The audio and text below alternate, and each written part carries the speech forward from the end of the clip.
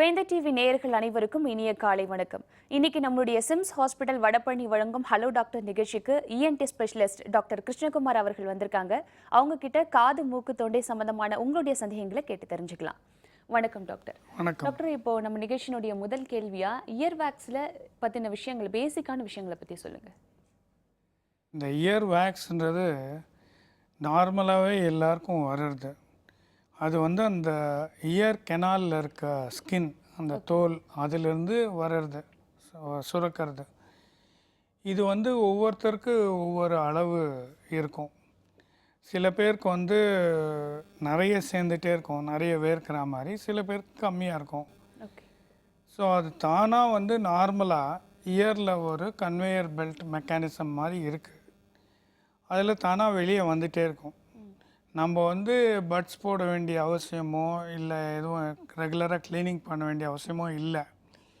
ஆனால் சில சமயத்தில் அது மாதிரி வந்து வராமல் போகலாம். கொஞ்சம் கொஞ்சமாக அதிகமாக வரும்போது அடைப்பு ஏற்பட்டு உள்ளே தங்கி போகலாம். ஓகே. அப்போ தான் வந்து அவங்க பிரச்சனைகளுக்காக டாக்டர்கிட்ட வருவாங்க. ஓகே.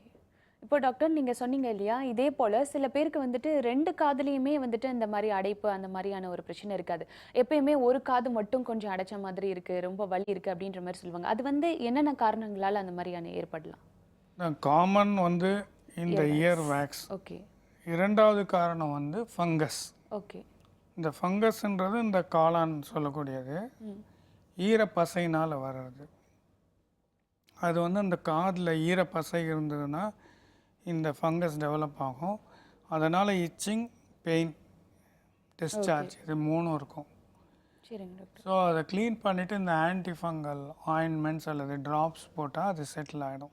ஓகே டாக்டர், இப்போ பார்த்தீங்கன்னாக்கா இந்த சில பேருக்கு காற்று வந்து ரொம்ப அதிகமாக காதில் அடிக்கும் போதுட்டு எனக்கு ரொம்ப பெயின் இருக்குது அப்படின்ற மாதிரி சொல்கிறாங்க இல்லையா, அது வந்து எதனால் ஏற்படுது டாக்டர்? இப்போ அது வெறும் இண்டிவிஜுவல் சென்சிட்டிவிட்டி பொறுத்தது தான், அவங்களுடைய இண்டிவிஜுவல் நேச்சர் பொறுத்தது.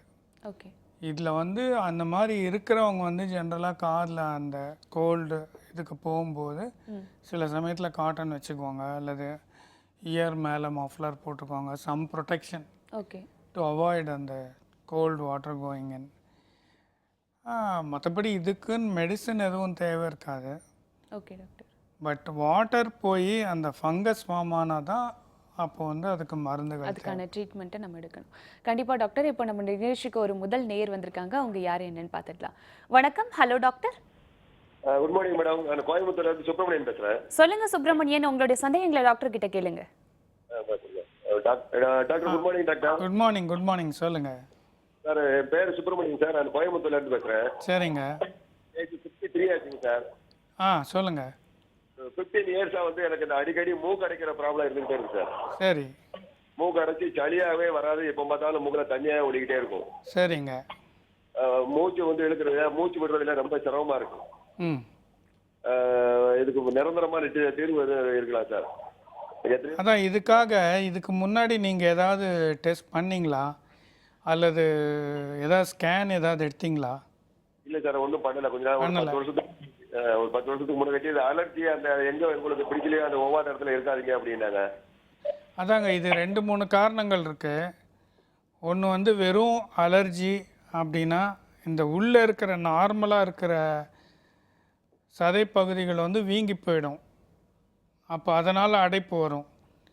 ரெண்டாவது வந்து உள்ள அலர்ஜினால் பாலிப்புன்னு சொல்லக்கூடிய ஒரு வித அலர்ஜி க்ரோத்ஸ் வரும். இது ரெண்டில் உங்களுக்கு என்ன ப்ராப்ளம்ன்றது வந்து சிடி ஸ்கேன் மற்றும் தேவை இருந்தால் ஒரு சின்ன நோஸில் ஒரு எண்டோஸ்கோப்பி பண்ணி பார்க்கலாம்.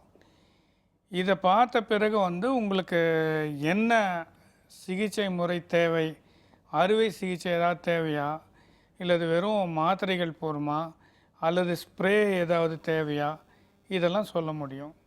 கால் பண்ணதுக்கு ரொம்ப நன்றி சுப்பிரமணியன். நெக்ஸ்ட் ஒரு காலர் இருக்காங்க, பார்க்கலாம் டாக்டர். வணக்கம். Hello doctor.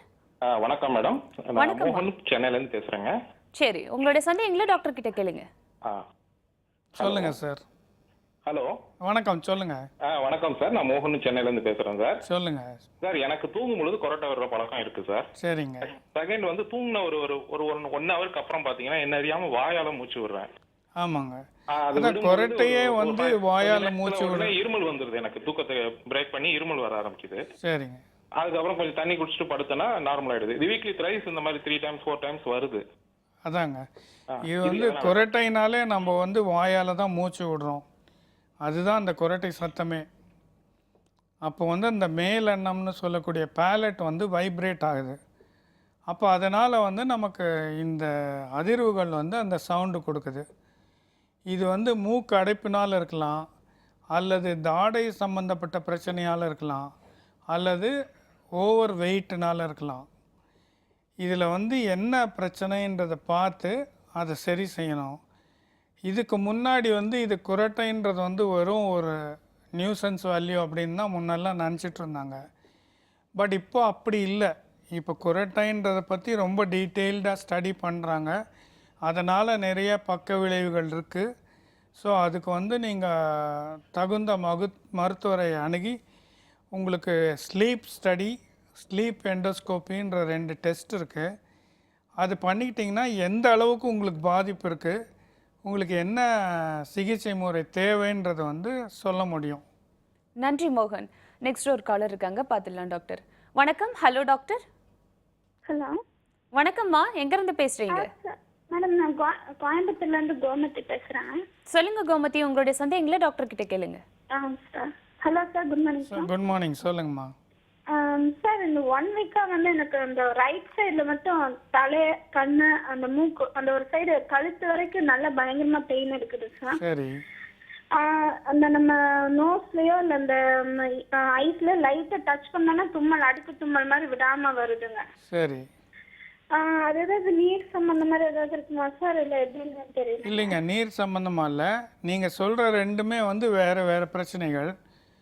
அந்த அடுக்கு தும்மல் வர்றது வந்து அலர்ஜி பிரச்சனை, அடுக்கு தும்மல் வர்றது. பட் நீங்கள் இந்த வலி சொல்கிறது வந்து நரம்பு வலி. ஸோ இது ரெண்டுமே வேறு வேறு பிரச்சனைகள். இது ரெண்டுத்துக்குமே வந்து சாதாரணமாக மருந்துகளில் நல்ல குணம் இருக்கும். கால் பண்ணதுக்கு நன்றி கோமதி. நெக்ஸ்ட் ஒரு காலர் இருக்காங்க, பார்த்துடலாம் டாக்டர். வணக்கம். Hello doctor. வணக்கம். வணக்கம் சார், எங்கேருந்து பேசுகிறீங்க? மேடம், நான் பிரவீன்குமார் ஃப்ரம் மதுரையிலேருந்து பேசுகிறேன் மேடம். சொல்லுங்க பிரவீன்குமார், உங்களுடைய சந்தேகங்களை டாக்டர் கிட்ட கேளுங்க. மேடம், எனக்கு வந்து இந்த லேசா நம்ம வேற கண்டினியூஸாக ஒரே தண்ணியில் குடிச்சிட்டு இருந்தா கேள்விப்பட்டிருக்கேன். சரி.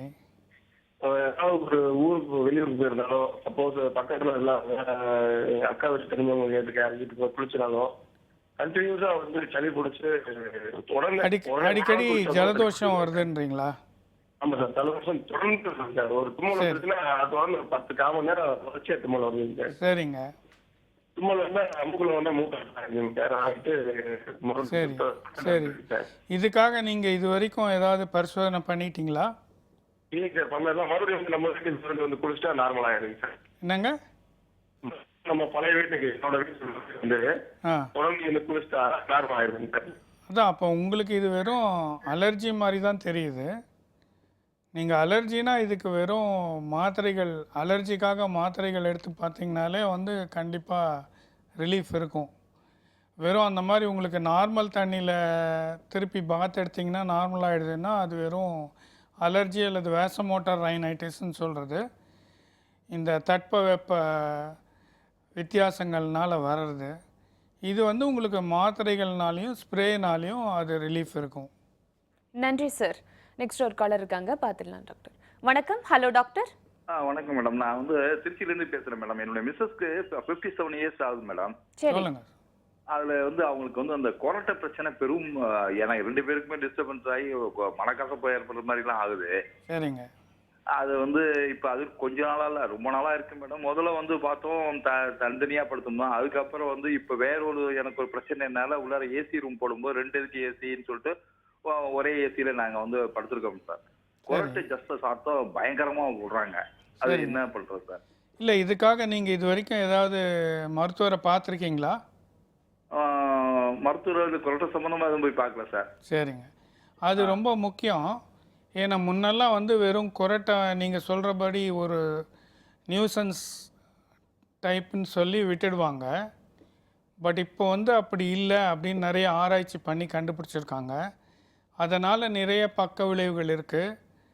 அது வந்து ஹார்ட் ரேட்டை பாதிக்கும், நம்ம மூச்சு விடுற தன்மையை பாதிக்கும். இதனால் நுரையீரலில் மூளைக்கெல்லாம் வந்து ஆக்சிஜன் குறைவாக போகும். இந்த மாதிரி நிறைய பக்க விளைவுகள் இருக்குது. ஸோ இதுக்கு வந்து 2 முக்கியமான டெஸ்ட்டுங்க இருக்குது. ஒன்று வந்து ஸ்லீப் ஸ்டடின்னு சொல்கிறது, ஓவர் நைட் தூங்கும்பொழுது இதெல்லாம் எந்த அளவுக்கு பாதிக்கப்படுதுன்னு ஒரு டெஸ்ட், அது தூங்கும்பொழுது பண்ணிடுவாங்க. இன்னொன்று ஸ்லீப் எண்டோஸ்கோப்பின்னு சொல்கிறது, ஒரு சின்ன இன்ஜெக்ஷன் போட்டு அந்த தூங்க வச்சு கொரட்டையை வரவழைச்சு அந்த டைமில் ஒரு சின்ன எண்டோஸ்கோப் செலுத்தி அவங்களுக்கு எங்கெங்கே வந்து இந்த வைப்ரேஷன் அதிகமாக இருக்குது, எங்கே வந்து தடைப்படுது, அதுக்கு என்ன செய்யலான்றதை பற்றி பார்க்கலாம். ஸோ இதை வச்சு அவங்களுடைய ட்ரீட்மெண்ட்டை பிளான் பண்ணணும். நன்றி சார். தொடர்ந்து நிகழ்ச்சியை பாருங்க. நெக்ஸ்ட் ஒரு காலர் இருக்காங்க டாக்டர். வணக்கம். Hello doctor. வணக்கம் மேடம். வணக்கம்மா. நான் காரமடையிலேருந்து பேசுறேங்க, ராதிகா. சரி சொல்லுங்க ராதிகா. மேம் குழந்தைக்காக கேட்குறேங்க. 13 வயசு ஆகுது பொண்ணுக்கு. அவ ஏதாவது மசாலா ஐட்டம்ஸோ இல்லை ஏதாவது அந்த மாதிரி சாப்பிட்டான்னா உடனே ஒரு அடுத்த நாள் வந்து இல்லை ஃபாஸ்ட் ஃபுட்டோ ஏதாவது சரியான சாப்பிட்டுட்டான்னா அடுக்கு தும்மல் மாதிரி வருது, ஃபேஸ் கொஞ்சம் வீங்கின மாதிரி ஆயிடுது, பாடி பெயின் ஆகுது அப்படிங்கிறா. சம்டைம்ஸ் வந்து வாமிட்டிங் சென்சேஷன் இருக்கு அப்படின்ட்டு ஒரு 1 or 2 daysல வெயிட்டே லாஸ் ஆகுற மாதிரி ஆயிடுறாங்க சார். அதுக்கு என்ன பண்றது? இது ஒவ்வொரு முறையும் ஆகுதாம்மா? சில டைம் ஒரு 3 மாசம் 6 மாசத்துக்கு ஒருக்கா 2-3 டைம் அப்படி ஆயிடுச்சுங்க சார். சரிங்க. தான் நீங்கள் சொல்கிறத பார்த்தா இந்த அலர்ஜின்னு சொல்கிறது இந்த ஒவ்வாமைன்னு அது மாதிரி தான் இருக்குது. ஏன்னா அந்த மாதிரி வருது அப்புறம் தானாக போயிடுதுன்னா இது வெறும் அலர்ஜி சம்மந்தப்பட்டதாக தான் இருக்கும். நீங்கள் வந்து இந்த அலர்ஜி டெஸ்ட் செஞ்சுட்டு அவங்களுக்கு எந்த பொருட்கள் ஒத்துக்கலையோ அந்த பொருட்களை தவிர்க்கிறது நல்லது. அல்லது இந்த மாதிரி பிரச்சனை அக்யூட்டாக வரும்பொழுது நீங்கள் அதுக்கு தகுந்த மாத்திரைங்க, ஆன்டி அலர்ஜிக் டேப்லெட்ஸ் எடுத்துக்கிட்டிங்கன்னா இந்த பிரச்சனை கண்டிப்பாக குறையும். நன்றிம்மா. நெக்ஸ்ட் ஒரு காலர் இருக்காங்க டாக்டர். வணக்கம். Hello doctor. ஹலோ வணக்கம் மேடம். தேனி மாவட்டத்தில் பேசுகிறேன் மேடம். சொல்லுங்க சார், உங்களுடைய சந்தேகங்களை தொடர்ந்து டாக்டர் கிட்ட கேளுங்க. உங்க டிவி வால்யூம் ரெடியூஸ் பண்ணிட்டு அதுக்கப்புறம் பேசுங்க சார். சொல்லுங்க. தனியாக விடுது மேடம். மூக்க தனியாக விடுது சார். தூசி பட்ட உடனே அந்த மூக்க தனியாக விடுது சார். சரி. அப்படியே கொஞ்சம் தும்மலாக வருது சார். தும்மல் வருது? ஆமாம் சார். ஆமாங்க, இது ரெண்டுமே வந்து அலர்ஜி சம்மந்தப்பட்டது தான். அதுக்கு வந்து தூசி தான் வந்து one of the common reasons. இது வந்து முடிஞ்ச வரைக்கும் நீங்கள் தூசி இருக்கிற சூழலை தவிர்க்கணும். உங்கள் வீடெல்லாம் கொஞ்சம் ஓரளவுக்கு தூசி இல்லாமல் துப்புரவாக வச்சுக்கணும். இரண்டாவது வந்து இதுக்கு டேப்லெட்ஸும் இருக்குது, ஸ்ப்ரேவும் இருக்குது. நீங்கள் இது ரெண்டையும் உங்கள் தகுந்த மருத்துவரை பார்த்து இது உபயோகிச்சிங்கன்னா உங்களுக்கு வந்து இந்த பிரச்சனை இருக்காது. இது நல்ல கண்ட்ரோலில் வரும். நன்றி சார். டாக்டர், இப்போ பார்த்தீங்கன்னா காதில் வந்துட்டு ஒரு ஜவ் இருக்குது அப்படின்னு சொல்கிறாங்க. அது வந்துட்டு ஒரு பலமாக அடிபடும் பொழுது அது வந்து கிழிஞ்சிருது அப்படின்னு சொல்லும் பொழுது அது வந்து திரும்ப ரீகன்ஸ்ட்ரக்ட் ஆகிறதுக்கான வாய்ப்புகள் இருக்கா? அது எப்படி டாக்டர் இது? ஆமாம்மா, அது தானாக ஹீல் ஆகிறதுக்கு வாய்ப்பும் இருக்குது. ஓகே. ஹீல் ஆகாமல் போகிறதுக்கும் வாய்ப்பு இருக்குது. Okay doctor. ஸோ அது வந்து ஃபாலோ அப் பண்ணும்போது தான் தெரியும் அது ஆறுதா இல்லையான்னு. ஒரு 3 monthsக்குள்ளே தெரிஞ்சிடும் நார்மலாக. சரிங்க டாக்டர்.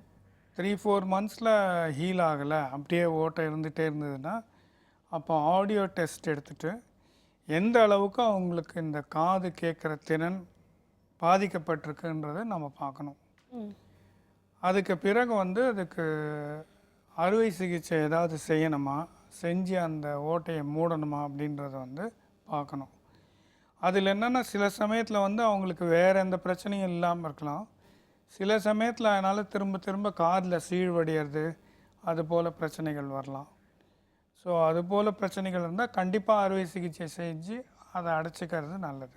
அறுவை சிகிச்சை செஞ்சதுக்கு அப்புறம் அவங்களுக்கு வந்து கிளியர் ஆயிடுமா டாக்டர்? எந்த ஆமாம்மா, இந்த பிரச்சனைகளும் திரும்ப நார்மலாக வந்து ஏற்படுறதுக்கான நல்ல சென்டர்ஸில் வந்து இதனோட சக்ஸஸ் ரேட்டுன்னு சொல்லக்கூடியது ஒரு 85லேருந்து 90% இருக்கும். ஓகே. ஸோ அந்த அளவுக்கு சான்சஸ் இருக்குது அது நிவர்த்தி ஆகிறதுக்கு. கண்டிப்பா டாக்டர். இப்போ ஒரு காலர் இருக்காங்க, பார்த்துடலாம் டாக்டர். வணக்கம், ஹலோ டாக்டர் நிகழ்ச்சி.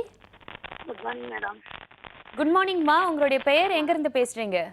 நாகப்பட்டினத்துலேருந்து ஹயர்னிஷா பேசுகிறோம். சரி, உங்களுடைய சந்தேகங்களை டாக்டர் கிட்ட கேளுங்க. சொல்லுங்கம்மா.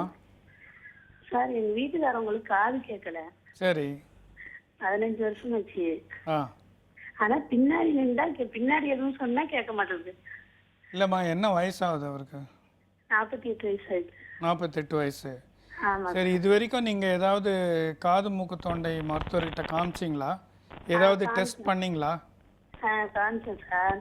ம். ஆனா அவங்க வந்து ஒன்றும் செய்ய முடியாது அப்படின்னு சொல்றாங்க. இல்லைம்மா, ஆடியாலஜி டெஸ்ட் ஏதாவது பண்ணீங்களா? காது கேட்கும் திறன். பண்ணுவேன் சார். சரி, என்ன வந்தது அதில் ரிப்போர்ட்? ரிப்போர்ட் என்னன்னு தெரியல சார். ஆனா அவங்க வந்து இல்லைம்மா, அதாவது காது கேட்காத தன்மையில் 2 இருக்கு.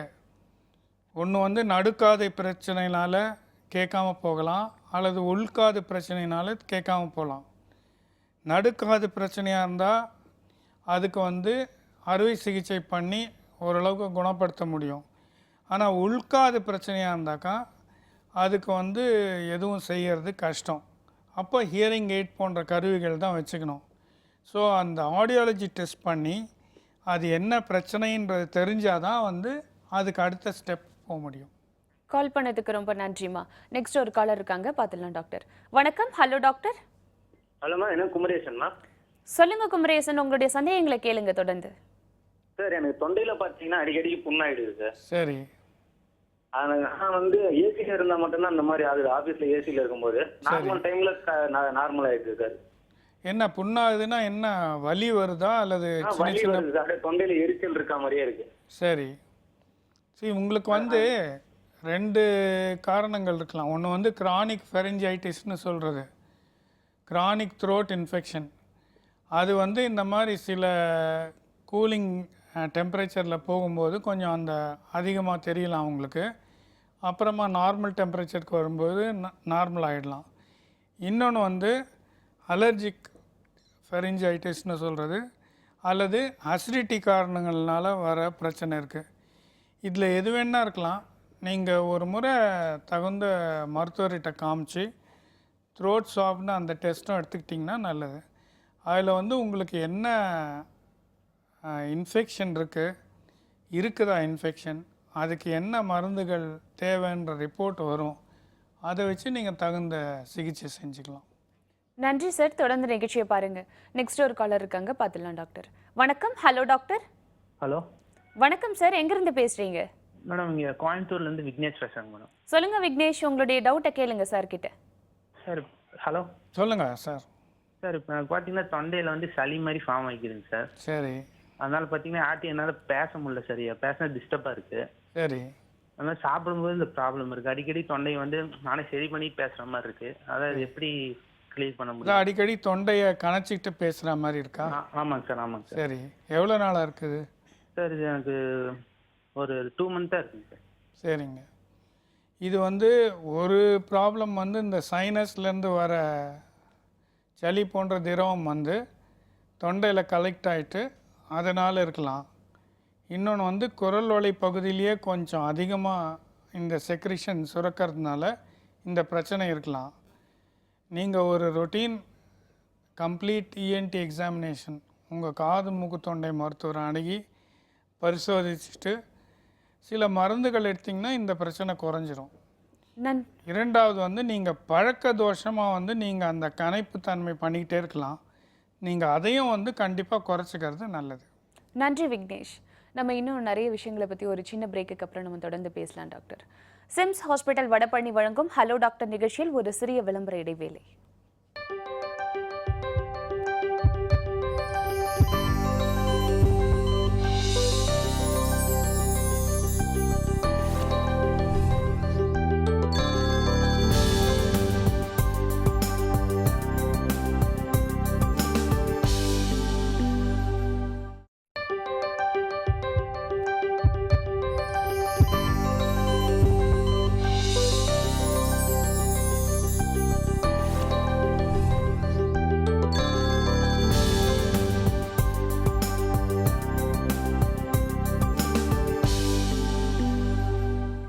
Welcome back to SIMS hospital Vadapalani வழங்கும் ஹலோ டாக்டர். டாக்டர், இப்போ பார்த்தீங்கன்னாக்கா பிறவியிலேயே சில பேருக்கு வந்துட்டு காது கேட்காத ஒரு திறன் இருக்கும். அது எதனால டாக்டர் ஏற்படுது? என்ன பிரச்சனை இருக்கிறதுனால உங்களுக்கு பிறவியிலேயே அது காது வந்து ரொம்ப நிறைய காரணங்கள் இருக்குமா. Okay doctor. ஒரு மெயின் ரீசன் வந்து அந்த பேரண்ட்ஸ் வந்து மேரேஜுக்கு முன்னாடி ரிலேட்டடாக இருக்கிறது. ஓகே. இந்த கன்சாங்குயினஸ் மேரேஜ்னு சொல்கிறது, அது முடிஞ்ச வரைக்கும் தவிர்க்கணும். இரண்டாவது வந்து மதருக்கோ அந்த ப்ரெக்னெண்ட்டாக இருக்கிற டைமில் அவங்களுக்கு ஏதாவது ஒரு மேஜர் இன்ஃபெக்ஷன், ஒரு சிக்கன் பாக்ஸ், மீசல்ஸ், மம்ஸ் இந்த மாதிரி ஏதாவது வந்ததுன்னா அதனோட பாதிப்பு குழந்தைக்கு வரலாம். மூணாவது வந்து இந்த குழந்தையோட ஃபஸ்ட் இயரில் பிறந்த உடனேலேருந்து ஃபஸ்ட் இயர்க்குள்ளே ஏதாவது ஒரு மேஜர் இன்ஃபெக்ஷன் வந்தால் அதனால் அந்த உள்காதில் இருக்கிற நரம்பணுக்கள் பாதிக்கப்பட்டு அப்போ ஹியரிங் போயிடலாம். இது என்னன்னா ஹியரிங் போகிறதுல கொடுமை வந்து ஹியரிங் மட்டும் பாதிக்கப்படாமல் பேச்சுத்தன்மையும் பாதிக்கப்படும். ஓகே. அதனால தான் நம்ம வந்து டெஃப் மியூட்டிசம், செவிட்டு ஊமைன்னு சொல்கிறோம். ஏன்னா எல்லாருமே வந்து பேச்சு டெவலப் ஆகிறது வந்து நம்ம கேட்குறத வச்சு தான். அதை வச்சு தான் மற்றவங்க பேசுகிறதும் கேட்கணும், நமக்கு நம்ம பேசுகிறதும் கேட்கணும். அப்போ தான் வந்து நமக்கு நல்லா பேச முடியும். ஸோ இது கேட்குறது பாதிக்கப்படும்போது ஆட்டோமேட்டிக்காக வந்து ஸ்பீச் உங்களுக்கு பாதிக்கப்படும். ஓகே டாக்டர், இப்போ இதில் எனக்கு இன்னொரு டவுட் இருக்குது. இப்போ பார்த்தீங்கன்னாக்கா நிறைய டெக்னாலஜிஸ்லாம் இம்ப்ரூவ் ஆயிடுச்சு. ஸோ குழந்தைக்கு வந்துட்டு என்ன பிரச்சனை இருக்குது அப்படின்றத பேபி வந்து ஒரு அம்மாவோட ஸ்டேஜில் ஒரு 3 months இருக்கும் பொழுதே கண்டுபிடிச்சிடுறாங்க. ஸோ இந்த டிஃபெக்டையும் நம்மளால் கண்டுபிடிக்க முடியுமா? கண்டுபிடிச்சு அது சரி? இந்த டிஃபெக்ட் வந்து நார்மலாக, அதாவது அந்த உள்காது டெவலப்மெண்ட்டெல்லாம் நார்மலாக இருக்கான்றதை நம்ம பார்த்துன்னு வரலாம் ஸ்கேன் மூலமாக. ஓகே. இந்த கேட்கும் தன்மை வந்து பிறந்த 1 நாள் 2 நாள்லேயே நம்மளால் டெஸ்ட் பண்ண முடியும். டெஸ்ட் பண்ணி இப்போ அதை அதுக்கு குணப்படுத்த கருவிகள் முடியுமா இருக்கு. டாக்டர்? இல்லை, குணம்னா அது என்ன பிரச்சனை, எந்த அளவுக்கு பாதிக்கப்பட்டிருக்கு அப்படின்றது தான். இதுக்கு முன்னே வந்து இதுக்கு எதுவும் ட்ரீட்மெண்ட் இல்லாமல் இருந்தது. ஒரு 10 வருஷத்துக்கு முன்னையோ 15 வருஷத்துக்கு முன்னையோ இதுக்கெல்லாம் வந்து வெறும் அந்த டெஃப் ஸ்கூல், அந்த ஸ்கூலுக்கு அனுப்புவாங்க, ஸ்பெஷல் ஸ்கூல்ஸ்க்கு. அவங்க வந்து ஹியரிங் எய்டு வச்சுட்டு, ஹியரிங் எய்டு வேலையும் வந்து அவங்களுக்கு ரொம்ப கேட்காது. இந்த லிப் ரீடிங் மூலமாக அண்ட் சைன் லாங்குவேஜ் மூலமாக அவங்க ட்ரைனிங் எடுத்துக்குவாங்க. பட் அப்புறம் தான் இந்த காக்லியர் இம்ப்ளான்ட்னு சொல்லக்கூடியது டெவலப் ஆச்சு. அதில் முதல்ல சிங்கிள் எலக்ட்ரோட்லேருந்து வந்து அதுக்கு பிறகு இப்போது கிட்டத்தட்ட 26-28 எலக்ட்ரோட்ஸ் வரைக்கும் அது டெவலப் ஆகிடுச்சு. ஸோ இந்த காக்லியர் இம்ப்ளான்ட் வைக்கிறதுனால வந்து இந்த பாதிக்கப்பட்ட குழந்தைகளோ அல்லது மற்றவர்களோ வந்து மெயின் ஸ்ட்ரீமுக்கு வர்றதுக்கு வாய்ப்பு இருக்குது. கண்டிப்பாக டாக்டர். இப்போ அவங்க வந்து மேலை நாடுகளுக்கும் செய்யலாம், ஐஐடி இது போன்ற ஐஐஎம் போன்ற இடங்களுக்கும் போக முடியும். இப்போ ஒரு காலர் இருக்காங்க, பார்த்துடலாம் டாக்டர். வணக்கம். Hello doctor. வணக்கம். வணக்கம் மேடம். வணக்கம் சார். உங்களுடைய டிவி வால்யூம் ஃபர்ஸ்ட் ரெடியூஸ் பண்ணிடுங்க, அதுக்கப்புறம் எங்கள்கிட்ட பேசுங்க. வணக்கம் மேடம். சொல்லுங்க. வணக்கம், நான் திண்டிவனத்துலேருந்து பேசுகிறேன் மேம். தங்கராஜ் பேசுகிறேன். சரி. நான் 85லேருந்து எனக்கு இந்த சைனஸ் ப்ராப்ளம் இருக்குது. சரிங்க. என்னை வந்து டாக்டர் என்ன சர்ஜன் பண்ண சொன்னாங்க மூக்கில். சரி. எனக்கு என்ன ப்ராப்ளம்னா வீட்டில் பைபாஸ் ஆப்ரேஷன் பண்ணிக்கிறாங்க. நான் ஒரு ஆப்ரேஷன் எங்கே பண்ணிக்கிறதுன்ட்டு நான் பண்ணிக்காமல் அப்படி ஹோமியோபதி பல்லாவரத்தில் மருந்து வாங்கி சாப்பிட்டுக்கிறேன். சரி. அது அந்த மருந்து சாப்பிட்டா தான் சரி வருது. அப்புறம் சாப்பிடலனாக்கா அந்த மறுபடியும் அந்த கோல்டு அஃபெக்ட் ஆச்சுன்னா நைட்டில் தூக்கமே வரும். தும்மலெல்லாம் வரல, தூக்கமே வர மாட்டேங்க. தாங்க, தூக்கம் வராதது வந்து 2 காரணங்கள்னால இருக்கலாம். ஒன்று வந்து உங்கள் மூக்கு அடைப்பு அதிகமாகி அதனால் இருக்கலாம். ரெண்டாவது நீங்கள் உங்களே அறியாமல் குரட்டை அதிகமாக விடுறதுனாலையும் இருக்கலாம். இது என்னன்னு பார்த்து அதுக்கு தகுந்த சிகிச்சை நீங்கள் கண்டிப்பாக செஞ்சுக்கிறது தான் நல்லது. வெறும் நீங்கள் அறுவை சிகிச்சைக்கு பயந்துட்டு வந்து நீங்கள் ட்ரீட்மெண்ட் எடுக்காமல் இருந்தீங்கன்னா உங்களுக்கு தான் நல்லதில்லை கண்டிப்பாக. நன்றி சார். நெக்ஸ்ட் ஒரு காலர் இருக்காங்க, பார்த்துடலாம் டாக்டர். வணக்கம். Hello doctor.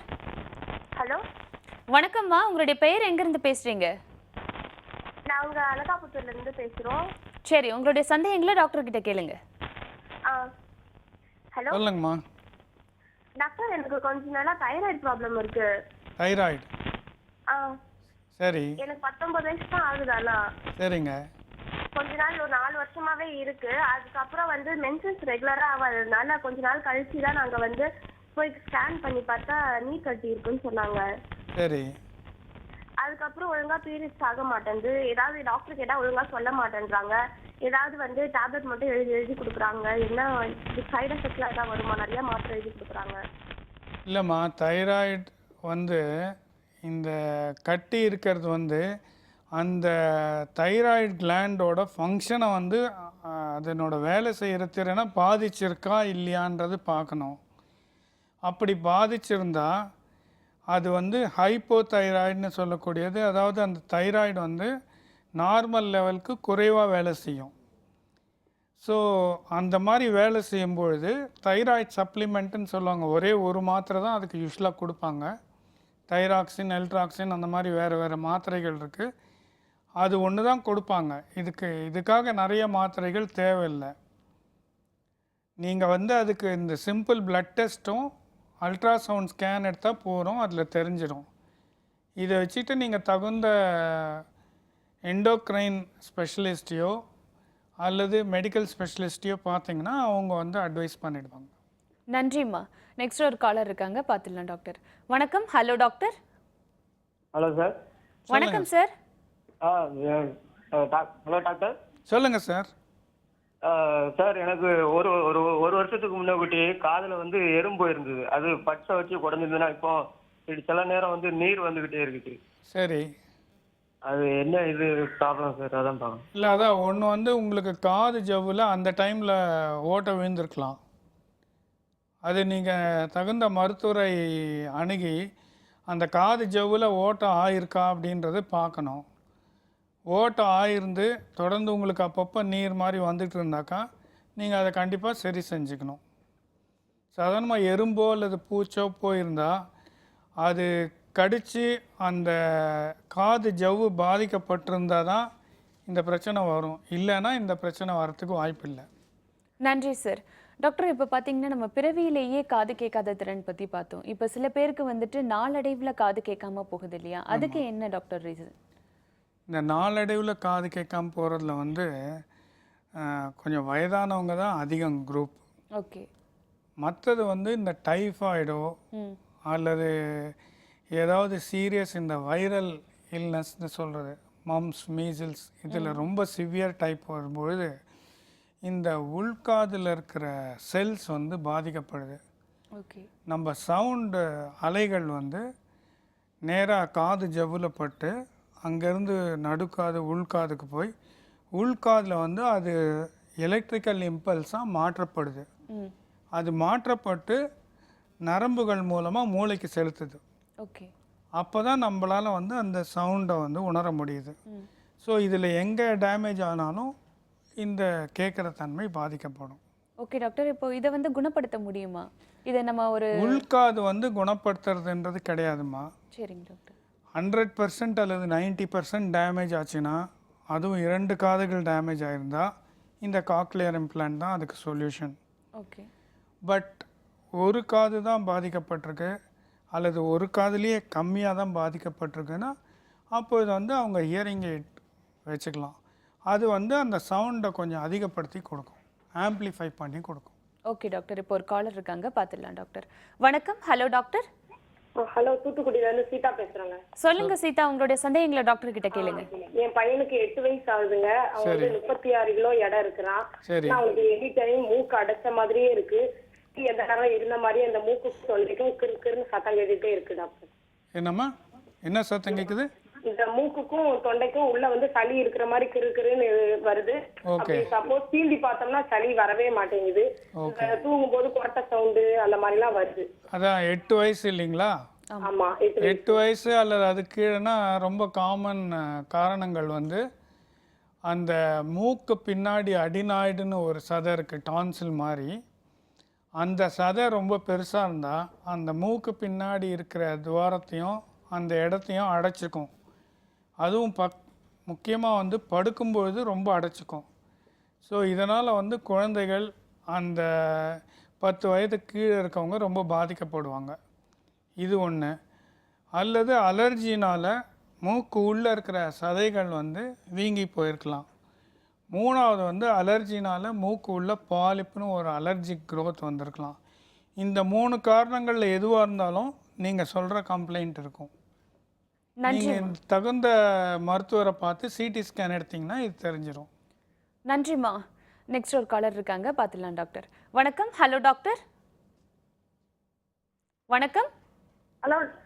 சொல்றேங்கம்மா. சொல்லுங்கம்மா, உங்களுடைய சந்தேகங்களை கேளுங்க தொடர்ந்து.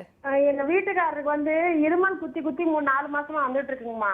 சரி சரி, சொல்லுங்கம்மா. அதுதான் டாக்டர்கிட்ட போய் காமிச்சோம். அவங்க வந்து தொண்டையில சதை வளர்ந்துருக்கு, லேசா உண்ணாக்கு லேசா வளர்ந்துருக்கு அப்படின்னு சொல்றாங்க.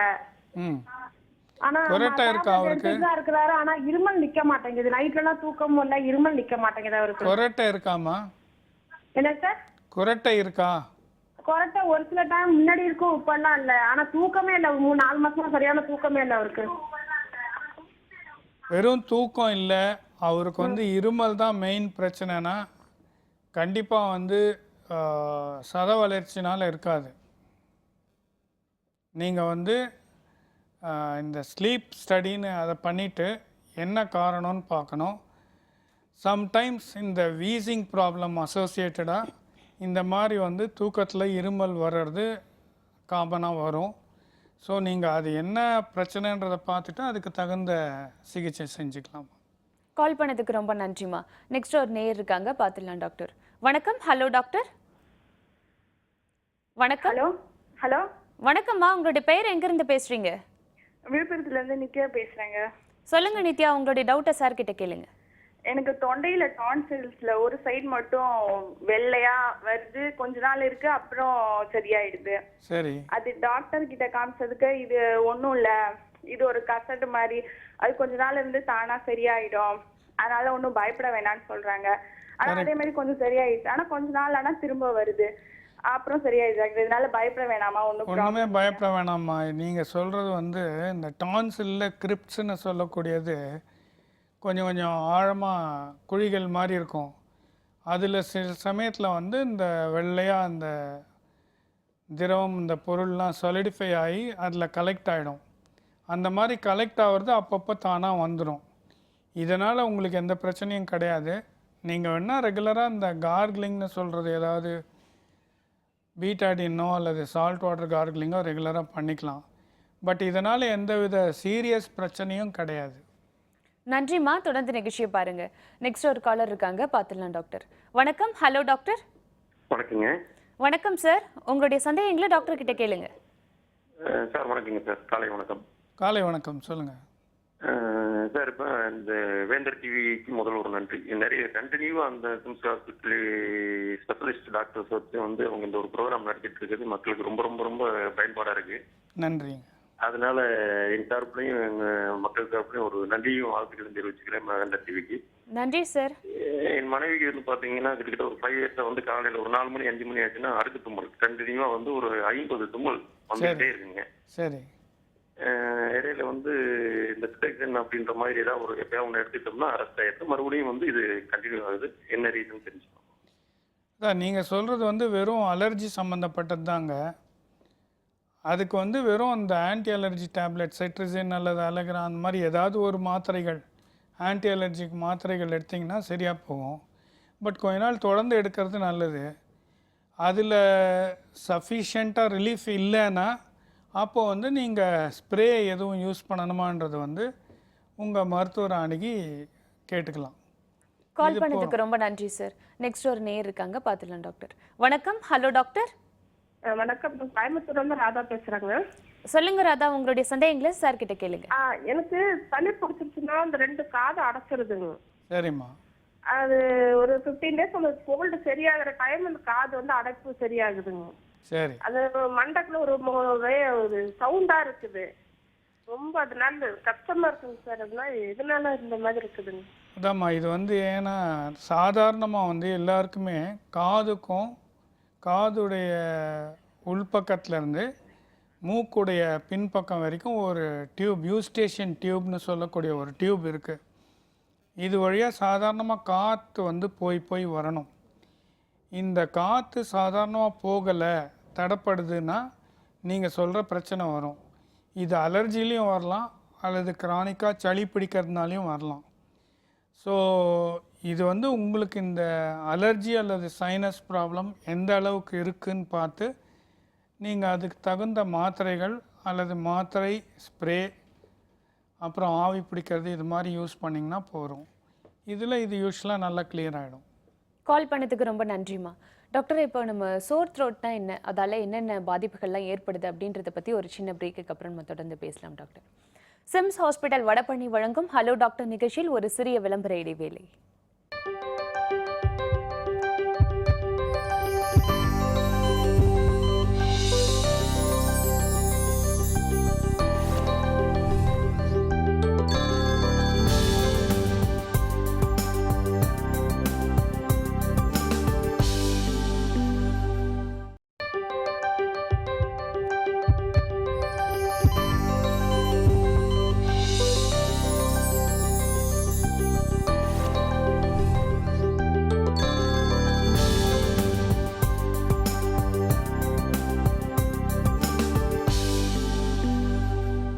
Welcome back to SIMS hospital Vadapalani வழங்கும் ஹலோ டாக்டர். டாக்டர், இப்போ நம்ம பிரேக்குக்கு முன்னாடியே நம்ம பார்த்துருந்தோம். இப்போது வந்து சோர் த்ரோட்னா என்ன டாக்டர், அதால் என்னென்ன பாதிப்புகள்லாம் ஏற்படும்? அதாவது சோர் த்ரோட்டில் வந்து சிம்பிள் ஃபெரஞ்சைட்டிஸாக இருக்கலாம் அல்லது டான்சிலைட்டிஸாக இருக்கலாம். இந்த டான்சிலைட்டிஸ் வந்து கிரானிக், அதாவது ரொம்ப நாள் இருக்கும்பொழுது கிரானிக் டான்சிலைட்டிஸ்ன்னு சொல்கிறோம். இதில் வந்து சில டைமில் வந்து பக்க விளைவுகள் வரும் ட்ரீட் பண்ணாமல் விட்டாக்கா. பர்டிகுலர்லி கிரானிக் டான்சிலைட்டிஸாக இருந்து அதை வந்து ட்ரீட் பண்ணாமல் விட்டாக்கா சில சமயத்தில் அங்கேயே லோக்கலாக வந்து ஆப்சஸ்ன்னு சொல்லக்கூடிய சீழ்கட்டி தொண்டைக்குள்ளே வரலாம் அல்லது அங்கேருந்து மற்ற இடங்களுக்கு பரவலாம். சில்ட்ரனில் வந்து இந்த ருமேட்டிக் ஃபீவருக்கு இந்த டான்சிலைட்டிஸ் ஒரு காரணமாக இருக்கலாம். அந்த பர்டிகுலர் ஒரு பாக்டீரியா வந்து இந்த ஹார்ட் வால்வ்ஸை டேமேஜ் பண்ணக்கூடியது. ஓகே. ஸோ அதனாலேயும் பிரச்சனை வரலாம். கண்டிப்பாக டாக்டர். இப்போ இன்னொரு விஷயம் நம்ம த்ரோட்டை பற்றி பார்க்கணுன்னாக்கா, இப்போ த்ரோட்டையே அதிகமாக யூஸ் பண்ணி ஒர்க் பண்ணக்கூடியவங்களுக்கு சில இன்ஃபெக்ஷன்ஸ் அதில் வரலாம். ஸோ அது வந்து எதனால் ஏற்படுது, அதுலேருந்து எப்படி நம்ம வந்து ப்ரொடெக்ட் பண்ணிக்கிறது? அதான் மோர் தேன் இன்ஃபெக்ஷன், அது வந்து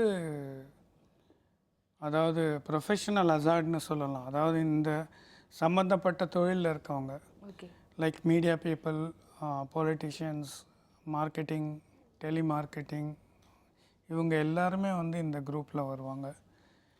ஸோ இவங்களுக்கு வந்து ஒரு நாளைக்கு பல மணி நேரம் பேச வேண்டிய அவசியம் இருக்கலாம். சில பேருக்கு வந்து டீச்சிங் லைனில் இருக்கவங்களுக்கோ அல்லது கிளாஸஸ் எடுக்க வேண்டிய நிலையில் இருக்கவங்களுக்கோ அதிகமாக சத்தம் போட்டு பேச வேண்டிய வாய்ப்பு இருக்கலாம். ஸோ அது மாதிரி இருக்கும்பொழுது அந்த குரல் வலையில் வந்து சின்ன சின்ன கட்டி வர்றதோ அல்லது அந்த சவுண்டு டிஸ்டார்டடாக வர்றதோ வந்து காமன். ஓகே. ஸோ அதுக்கு வந்து இப்போ ரொம்ப அட்வான்ஸ்மெண்ட் வந்துருச்சு. வீடியோ லரிங்கோஸ்கோப்பின்னு சொல்லக்கூடியது. அந்த கருவி வச்சு நம்மளால் டிவி மானிட்டரில் கிளியராக பார்க்க முடியும். அதுலேயே வந்து இன்னும் அட்வான்ஸ்டாக ஸ்ட்ரோபோஸ்கோப்பின்னு வந்திருக்கு. இந்த வோக்கல் கார்ட் மூமெண்ட்டையே ஸ்ப்ளிட் பண்ணி ஸ்ட்ரோப் லைட்னால் ஸ்லோ மோஷனில் பார்க்குறோம் அது டிவி மானிட்டரில்.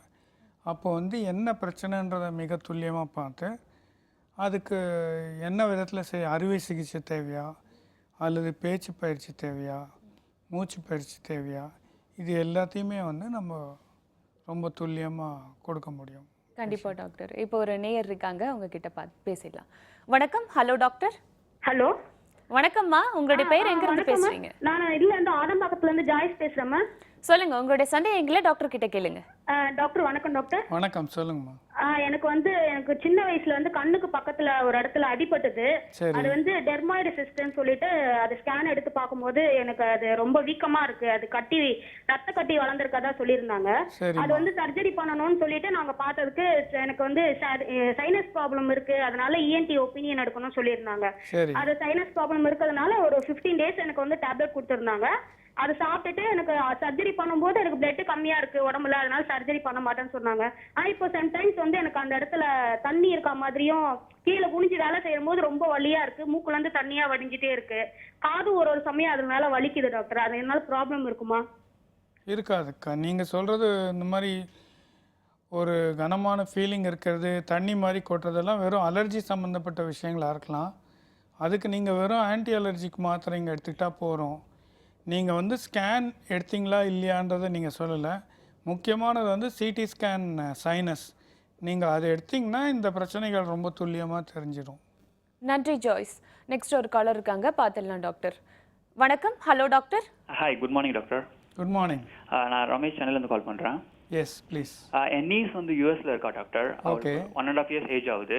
ஓகே. இப்போ ஒரு 5-6 words தான் பேசுகிறா. ம். அவளை டிசம்பரில் காதை பார்த்த போது என்ன சொன்னாங்கன்னா அவளோட லெஃப்ட் ஏர்ல பஸ் மாதிரி ஃபார்ம் ஆகுது அப்படின்னு சொல்லியிருந்தாங்க. அடுத்த 6 months அப்போ இப்போ ரிவ்யூவில் என்ன சொல்லியிருக்காங்க அப்படின்னா 2 இயர்ஸ்லையும் அந்த மாதிரி பஸ் மாதிரி ஒன்று ஃபார்ம் ஆகுது. அது நேச்சுரலாக ட்ரை ஆகணும், ஆக மாட்டேங்குது அவளுக்கு. ஸோ நம்ம அந்த இயர் ட்ரம்ல சின்னதாக ஒரு ஹோல் மாதிரி போட்டு வென்டிலேஷன் டியூப் பாஸ் பண்ணால் அது ட்ரை ஆகிடும், இந்த ப்ராப்ளம் க்யூர் ஆகிடும் அப்படின்னு சொல்கிறாங்க. ஓகே. இது எப்படி டாக்டர் இந்த மாதிரி ப்ரொசீஜர் நம்ம இந்தியாவிலையும் பண்ணுறாங்களா? யா இது ரொம்ப காமனாக பண்ணுறோம். இது என்னென்னா நீங்கள் சொல்கிறது வந்து ஆக்சுவலாக பஸ் இல்லைங்க. ஓகே. இது வந்து ஒரு ஃப்ளூயிட் கலெக்ஷன் மிடில் இயரில், இயர் ட்ரம்குள்ளே. அதுக்கு பேர் வந்து எஃப்யூஷன்னு சொல்கிறது. ஸோ இந்த எஃப்யூஷனில் வந்து பிளாக்ட் ஃபீலிங் இருக்கும், கேட்குற தன்மை கொஞ்சம் குறையும். சில்ட்ரனில் இது ரொம்ப காமன். இந்த வெஸ்டர்ன் கண்ட்ரீஸில் இன்னும் அதிகம் இன்சிடென்ட்ஸ், ஏன்னா டெம்பரேச்சர் டிஃப்ரென்ஸ்னால. இதுக்கு வந்து இந்த குரோமெட்னு சொல்லி ஒரு ரொம்ப மைக்ரோஸ்கோப்பிக்காக ஒரு பட்டன் மாதிரி இருக்கக்கூடிய ஒரு ப்ராஸ்தசிஸ் வந்து நம்ம இயர் ட்ரம்மில் ஃபிக்ஸ் பண்ணுவோம். அது ஒரு 3-4 months தானாக வந்து அது இயர் கெனாலில் வந்து விழுந்துடும். இது ரொம்ப சிம்பிள் ப்ரொசீஜர் தான். அது இருந்ததுன்னா கண்டிப்பாக வந்து இதை பண்ணிக்கிறது தான் நல்லது. இல்லைன்னா வந்து இந்த காது கேளாமை வந்து நாளடைவில் அதிகமாகும், நல்லதில்லை. கால் பண்ணதுக்கு ரொம்ப நன்றி சார். நெக்ஸ்ட் ஒரு நேர் இருக்காங்க, பார்த்துடலாம் டாக்டர். வணக்கம். Hello doctor. ஹலோ வணக்கம்மா, உங்களுடைய பெயர் எங்க இருந்து பேசுறீங்க? என்னோட பேர் ஷர்மிளா. சரி. என்னோட ஹஸ்பண்டுக்கு தான் வந்து சைனஸ் ப்ராப்ளம் இருக்கு. சரிம்மா. கிட்டத்தட்ட ஒரு 8 years அவருக்கு அந்த ப்ராப்ளம் இருக்கு. சரி. ரைட் சைடு நோசல் வந்து வளைஞ்ச மாதிரி இருக்குன்னு சொல்றாங்க டாக்டர். வளைஞ்ச மாதிரி. சரி. ஆமா, வண்டு தடம். அதனால அவருக்கு வந்து சளி பிடிக்கும் போது என்ன ஆகுதுன்னா அது பிளாக் ஆயிடுது, அந்த ரைட் சைடு நோஸ் மட்டும் பிளாக் ஆயிடுது. சரி. அதோட அந்த right side year and throat infection வந்து சிவியரா இருக்கு. சரிம்மா. ஸோ இதுக்கு என்ன டாக்டர் பண்ணலாம்?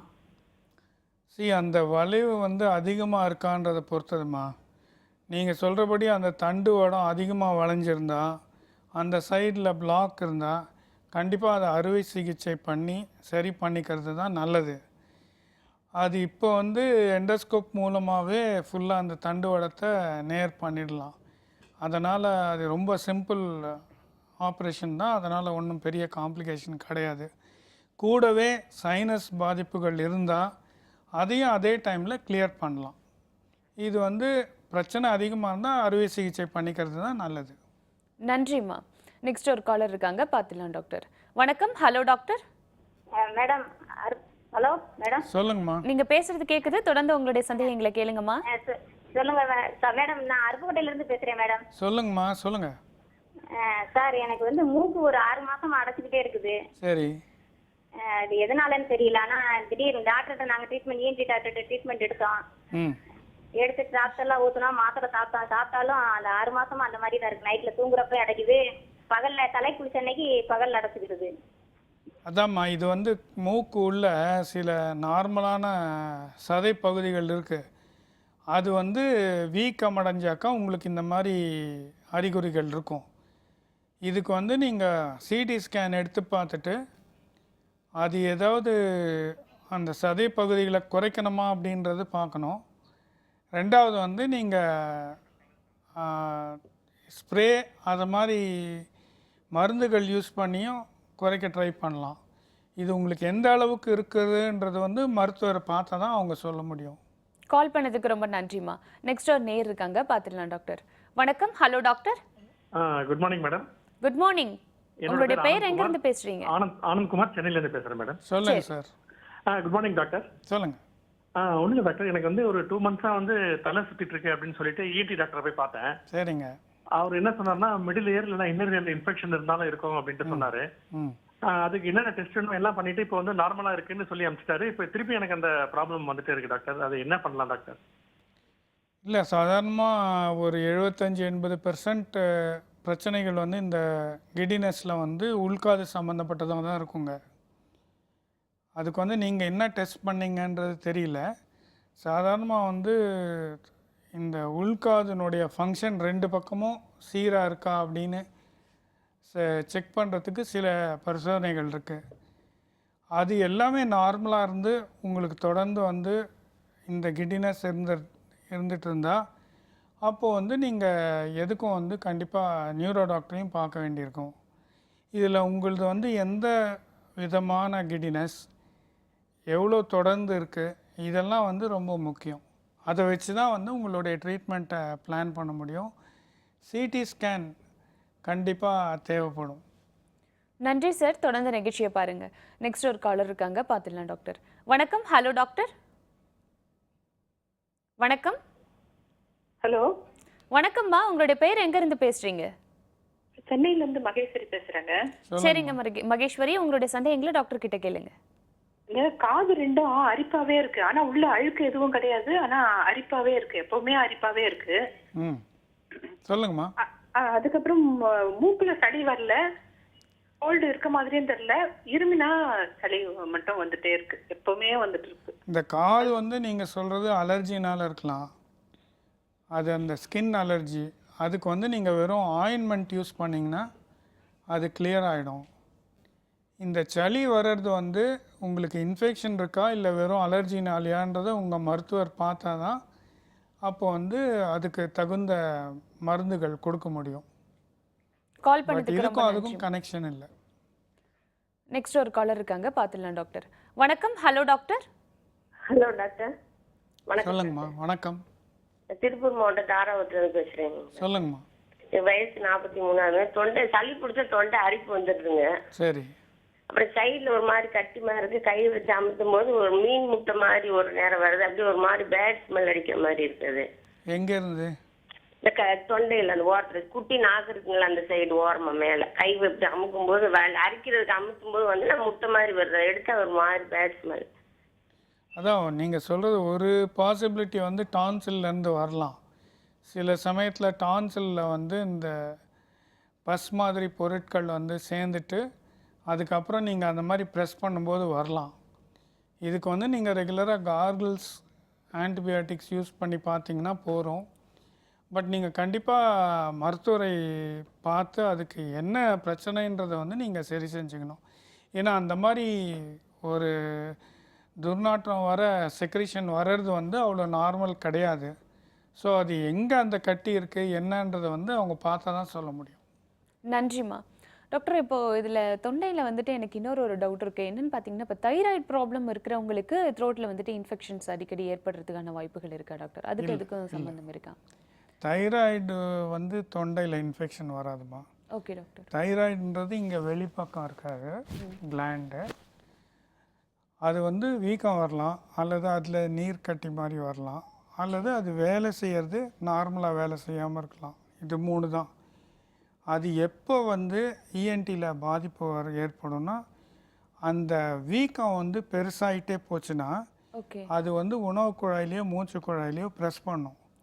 அப்போ வந்து அந்த இஎன்டி சம்மந்தப்பட்டவங்க பார்த்து அது என்னன்னு சொல்ல வேண்டும். மற்றபடி தைராய்டுனால இன்ஃபெக்ஷன் வந்து வராது. Okay doctor. இப்போ ஒரு காலர் இருக்காங்க, பார்த்துடலாம் டாக்டர்.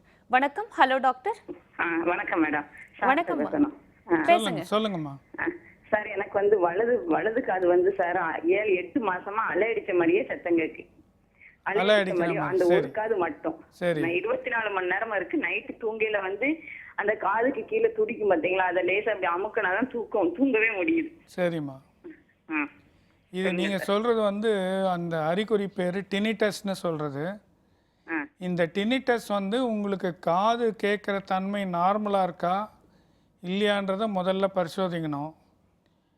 அது நார்மலாக இருந்தால் இது எதனால் வருதுன்றதை வந்து சில சாதாரண காரணங்கள் இருக்குது, அதை வச்சு பார்க்கணும்.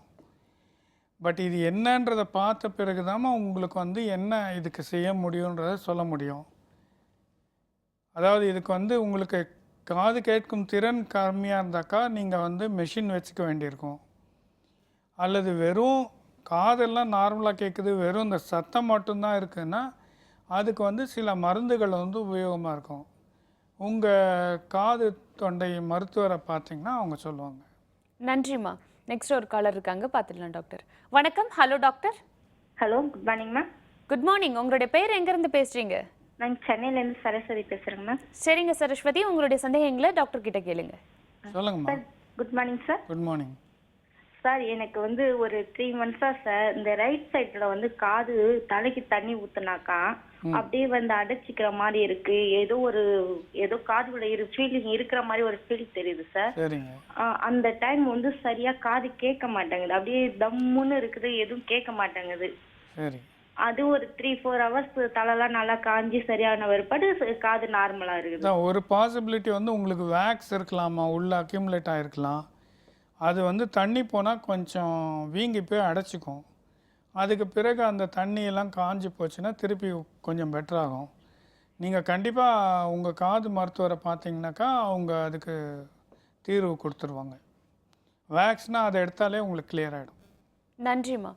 டாக்டர், இப்போ தொண்டையை பற்றி நிறைய விஷயங்கள் சொல்லிட்டு இருந்தீங்க இல்லையா? அதில் வந்துட்டு நம்ம வந்து பேசியிருந்தோம், தொண்டை வந்து அதிகமாக யூஸ் பண்ணக்கூடிய தொழிலாளிகள் வந்து அவங்கள வந்து ப்ரொடெக்ட் பண்ணணும் அப்படின்னு.